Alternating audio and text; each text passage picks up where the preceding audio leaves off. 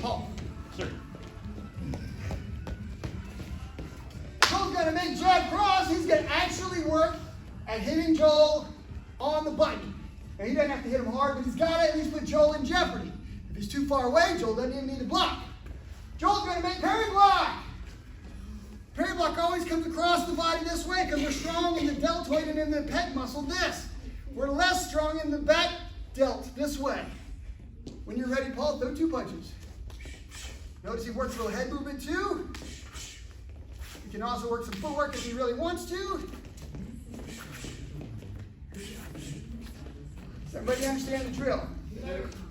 We'll go for about 20 or 30 seconds one person, 20 or 30 seconds the other person. Ready!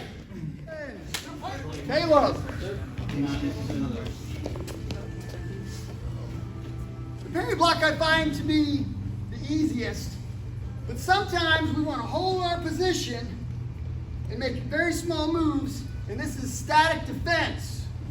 Static defense. Caleb will have defense up. Caleb's job is to sneak one right in between both hands. All Caleb really needs to do is a small pivot with the hips and a small pivot. What does that allow us to do? If I pivot with the right, the left is now cocked. If I pivot with the left, the right is now cocked. Does that make sense? Sir. So this is the second way. First way, parry blocking. Second way, static defense. When you're ready, Caitlin, fire away. Now, could Caleb still use some footwork? A little bit if he wants to, but he's holding his position. He's holding. What happens if she punches him directly on the elbow? She could injure her hand, particularly in the street. And she has boxing gloves on, maybe not. Does that make sense? Sir. Thank you so much. Appreciate you guys. Get back with your same partner. Static defense. No jab cross. Ready? Go! All right. Fading. Fading. We must fade away, okay? So when we're fading, we're using head movement, which frees up everything. We now have both hands and both legs available. Let's see. We'll have Jeremy and Joel. Now, could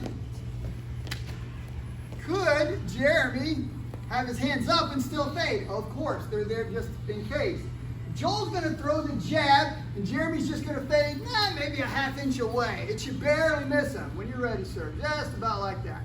You don't want to overfade. There you go, nice and close. Now what he's going to ultimately do is when he comes back in, he's going to follow it with his cross. So the fade is super good for this thing. Close, Joel fires, and there's the counter punch. Now, we're going to fade the jab cross. So the first thing is he's going to fade here, then he's going to duck down and roll under, right? So Joel's going to make the jab, he's going to fade, and then he's going to roll under, which gives him a shot to the body.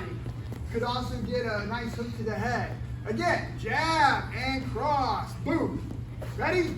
Jab and cross, boom. All right, fade away, roll under, get the guard back up. Head movement is the third method for defense. Get with your partner. Thank you, gentlemen. Reggie. Go! All right.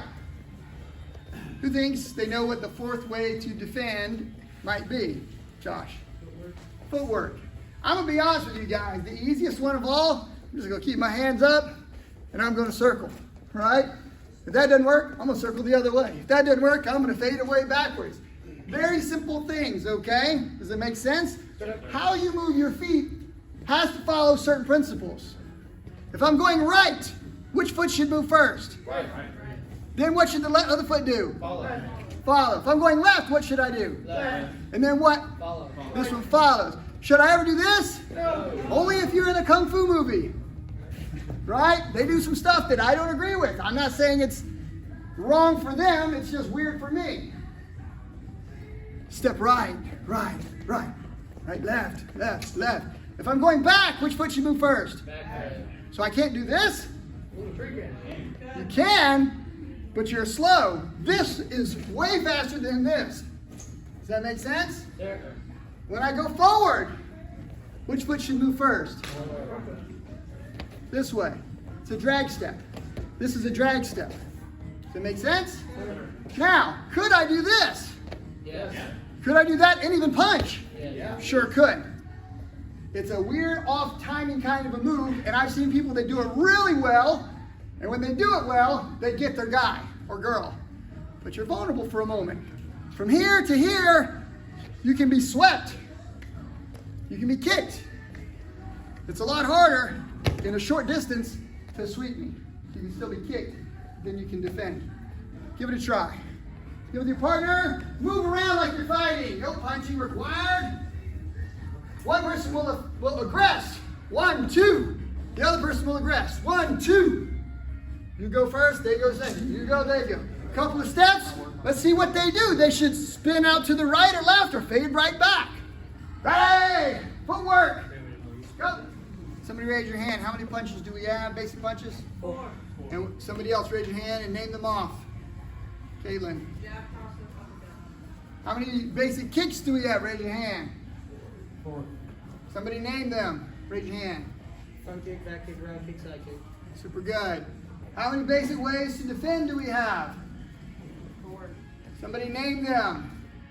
Footwork, headwork, static defense, parry block. Super good. There's a lot more to each one of those. Obviously, this isn't necessarily going to stop anything lower, right? So there's shielding for your static defense, also moving and shielding to the body and shielding to the head. There's a lot more to it for kicking, okay? Likewise, for jab and cross, this is the basic 2 punches, but we still can do head movement against hooks, right? We can fade the uppercuts, okay? Does it make sense? Yeah. So there's a lot more to it, but this is the basic premise. If you guys take this basic premise, you'll be able to use what we did in the warm-ups, the 4 punches and the 4 kicks, add the defense, and you'll be at least reasonable even on day 1. It'll take a long time for you to get great, but it's a great journey. We must fight! Go get mouthpiece and we need gloves. Get some shins if you